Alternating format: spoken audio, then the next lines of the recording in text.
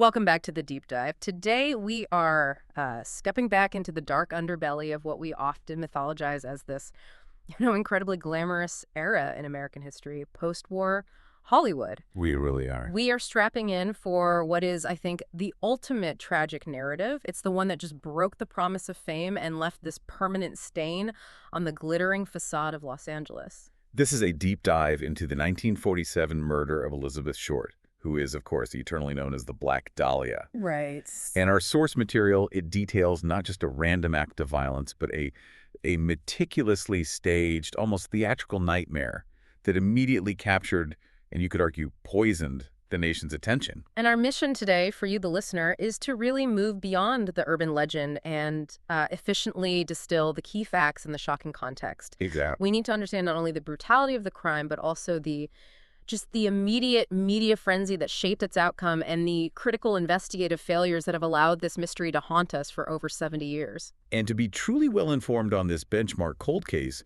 you have to analyze the specifics, the crime scene, the subsequent highly calculated actions of the killer. It's like a masterclass in psychological taunting and forensic staging. And its enduring power lies in the fact that the perpetrator just got away with it. Completely. Absolutely. The curtain rose on this nightmare on an unavoidable specific date, a moment that's just frozen in time, the morning of January 15th, 1947. Okay, let's unpack this. So we begin with the immediate shock, the discovery itself. And what makes the start of this story so jarring is just the profound contrast between the setting, which was so routine, and the sheer horror that was found there. The setting was entirely innocuous, which I think just compounds the horror. It was a vacant, weedy, undeveloped lot in the Limerick Park area of Los Angeles. So this wasn't some remote industrial dumping ground or anything like that. Not at all. This is right off the sidewalk near residential streets where people were, starting their day. And the witness, the person who made the horrific finding, was a mother, Betty Bersinger, walking with her 3-year-old daughter. Yeah. I mean, can you imagine? That mundane activity, a mother and child's morning walk, suddenly transforms into this unimaginable horror movie set. I can only imagine the sheer terror when she realized what she was looking at wasn't a discarded mannequin, but the severed, posed body of a young woman. Unbelievable. The initial reporting brought a flood of police and reporters, and they all realized immediately this wasn't a typical murder case. The victim was nude, severely mutilated, and visible to anyone passing by. But posed, right. Posed with this eerie, almost artistic deliberation, as if it was designed for an audience. Precisely. And here's where the analysis shifts from, a general murder to a highly organized criminal act. We have to introduce this critical, immediate observation that changed the entire scope of the investigation. This is the heart of it, isn't it? The staging versus scene analysis. This is the single most important detail about the crime scene. The initial responding officers, detectives from the LAPD's Homicide Division, they quickly noted the absolute lack of blood at the scene. And you cannot overstate the significance of that. You really can't. That level of trauma, the severe mutilation, the severing, that would have produced gallons of blood. The fact that the earth beneath the body was dry is a massive clue, isn't it? It is the foundation of the entire investigation. It signals that the killer possessed incredible control and patience. Right. It meant that the victim, Elizabeth Short, had been killed, fully exsanguinated, which means drained of blood, and then methodically cleaned. Only then was she transported to the vacant lot for display. So the killer had a secondary location. Had to. A private, secure space, maybe a garage, a warehouse, or a confined room, maybe even bathtub. Somewhere they could perform this horrific, time-consuming labor without being interrupted. That suggests arrogance, doesn't it? The killer wasn't running from the scene. They were calmly performing this bizarre, hours-long ritual before just depositing the body in a busy urban area. It's a level of cold, clinical effort that goes far beyond sudden passion or rage. Absolutely. This demonstrates a high degree of premeditation and a certain level of forensic awareness, even back in 1947, long before modern DNA techniques were available. Oh, yeah. They knew that blood at the scene would link the location of the murder to the discovery. So by eliminating the blood, they essentially eliminated the scene of the crime. Making the vacant lot just a dumping ground, a stage. Exactly, a staging ground. It's chilling to contemplate the logistics involved. I mean, moving a completely severed 22-year-old body, clean of blood, and posing it in the dead of night.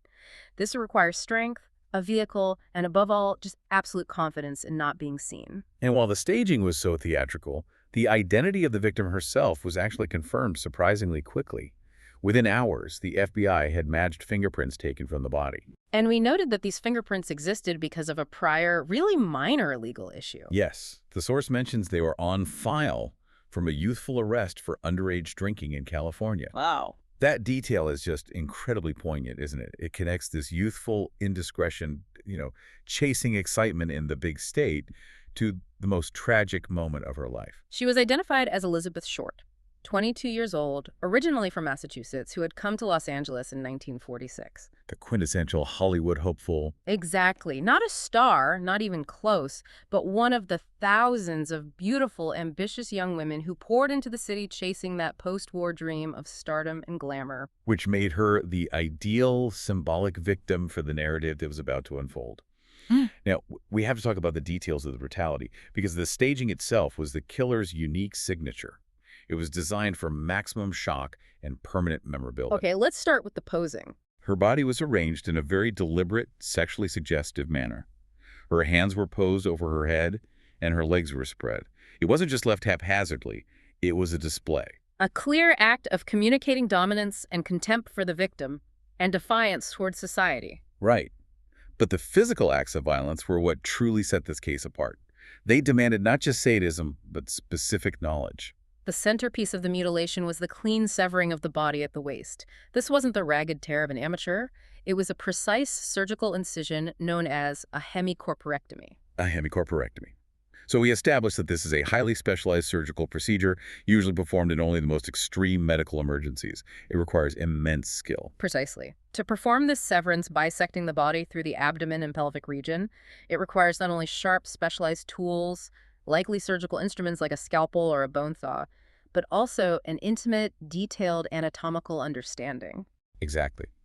This fact instantly shifted the investigative profile towards someone with medical training. A doctor, pathologist, maybe a mortician, or even certain skilled butchers, possibly a military medic with experience in field surgery. So the killer had the knowledge to choose the most efficient, least bloody pathway for the cut. Yes, and that detail alone is horrifying, but then you contrast that clinical precision with the sheer sadism applied to her face. Yes, that's the terrifying paradox of the Black Dahlia killer, isn't it? The clinical precision of the cut is just juxtaposed with the visceral, personal trauma inflicted on her face. Her face was brutally slashed from the corners of her mouth clear up to her ears. This is the creation of that iconic, grotesque, permanent smile. It is. It's often referred to as a Glasgow smile, or sometimes the Chelsea grin.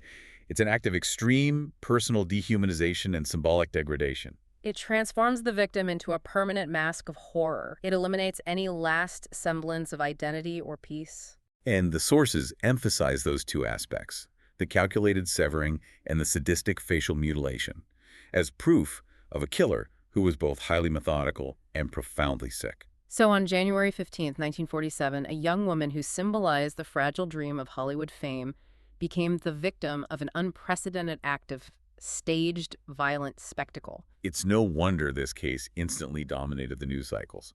It was not just newsworthy, it was combustible. Which brings us to Section 2, the media frenzy and the birth of a legend. Because this crime wasn't just reported in a clinical way, it was immediately transformed into a piece of cinematic dark fiction by the press. Oh, it was the perfect storm for sensationalism. You had the sheer, almost unthinkable brutality of the crime layered directly onto the dream factory of Hollywood. The narrative wrote itself. It did. The beautiful young hopeful arriving in Los Angeles only to have the city consume her and spit her out in the most horrifying way possible. It represented the symbolic corruption and failure underlying the American promise of fame in the post-war boom. And the press, particularly in Los Angeles, they understood this inherent drama and packaged it immediately. They didn't write about Elizabeth Short. They created and marketed the Black Dahlia. That nickname was perhaps the most effective piece of branding in true crime history.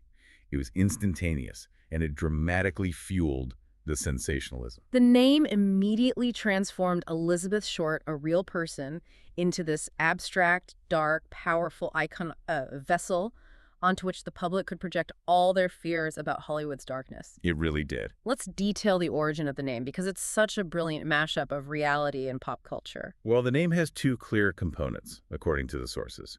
First, her appearance and her known persona. She frequently dyed her hair black, and she favored dark, often black clothing, which gave her that classic, brooding, film noir aesthetic. And second, and this is critical, the direct link to popular culture, the release of the successful 1946 film, The Blue Dahlia. Starring Alan Ladd and Veronica Lake. Yeah. So by linking the tragedy to an existing, recognizable piece of culture, the press instantaneously made the case feel like a work of fiction, like a cinematic thriller, even though it was devastatingly real.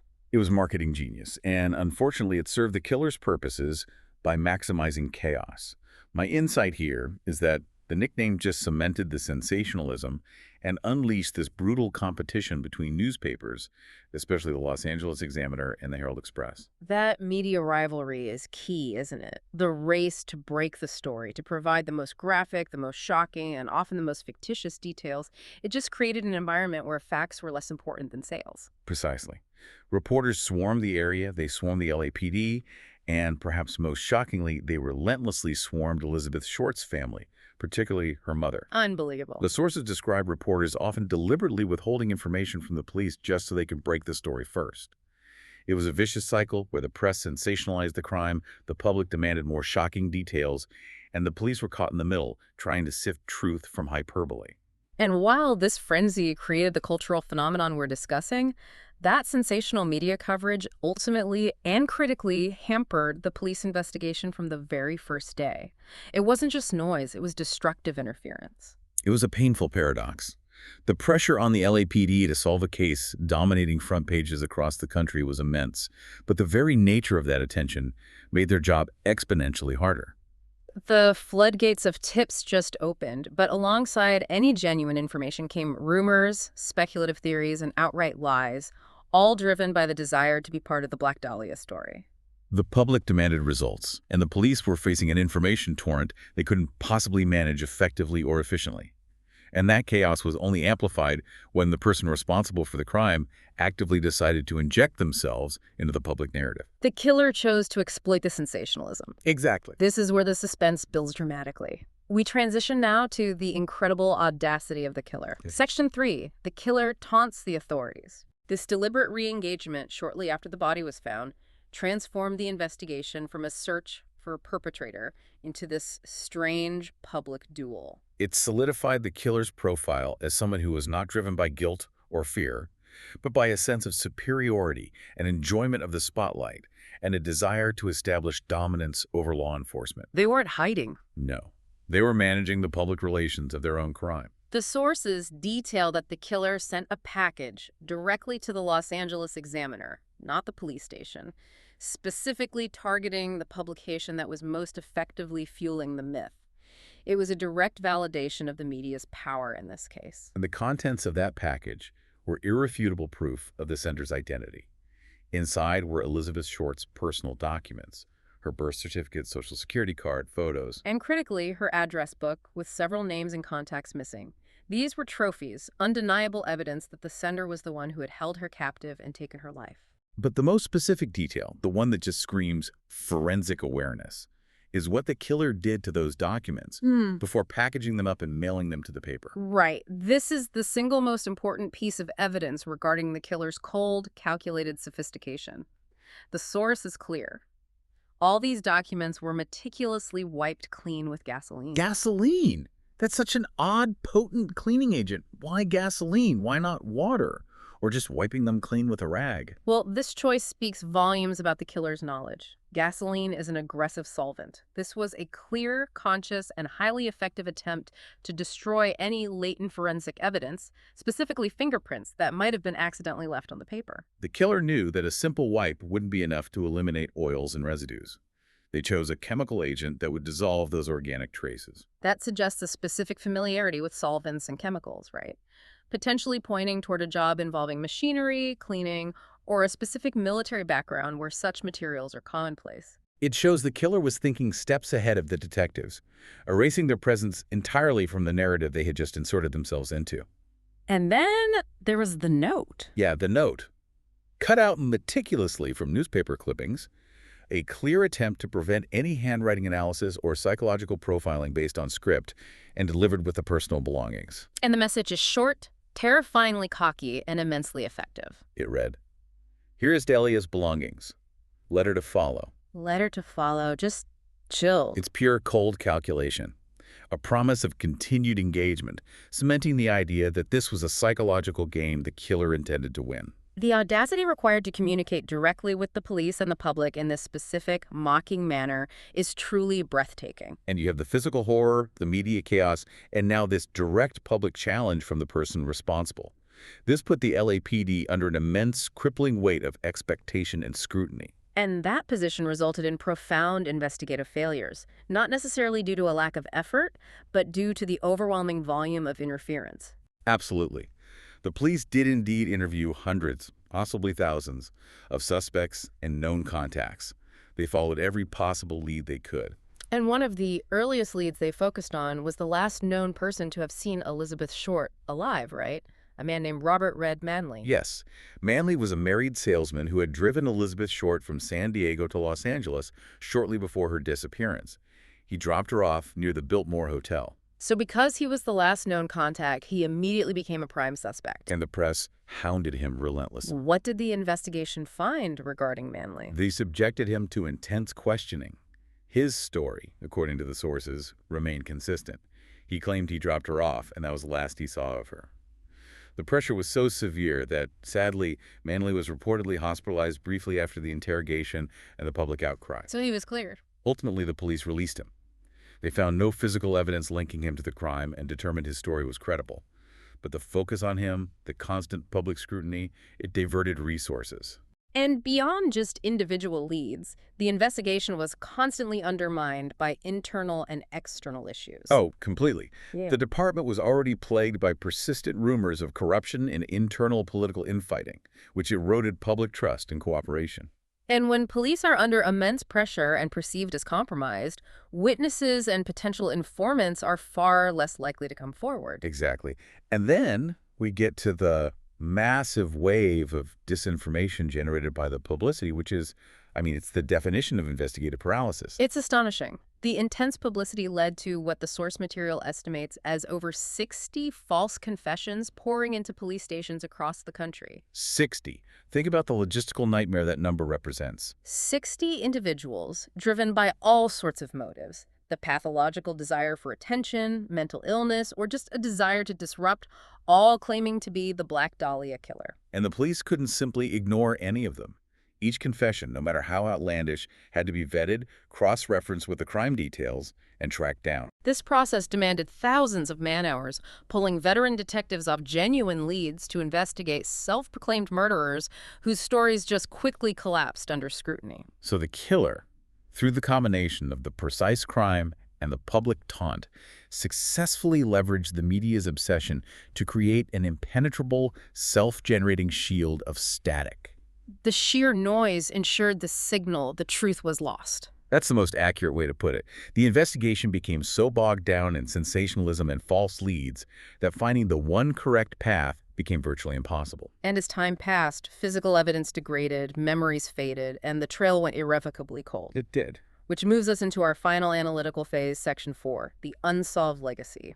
We need to connect the dots to understand why, despite these failures, this case remains such a fierce constant in the American consciousness. The search for the killer became an ongoing, decade-spanning effort.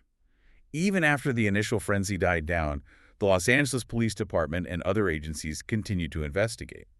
But the core investigative hypothesis, the profile of the killer, never really changed. The primary focus was always on the technical nature of the violence. Correct. The investigation remained obsessed with seeking suspects with high levels of medical or surgical knowledge, all because of the extreme precision of the cuts, that distinctive hemicorporectomy. They weren't just looking for a strong man. They were hunting someone with the tools, the expertise, and the psychological detachment of a professional operating under extreme conditions. But despite those exhaustive efforts, despite the highly specific physical clues and the taunting package, the case remains officially unsolved. That is the frustrating, defining conclusion. The killer walked free, justice for Elizabeth Short was never delivered, and the knowledge of who committed this meticulously staged crime just vanished back into the chaos of Los Angeles. So let's pivot to the crucial so what.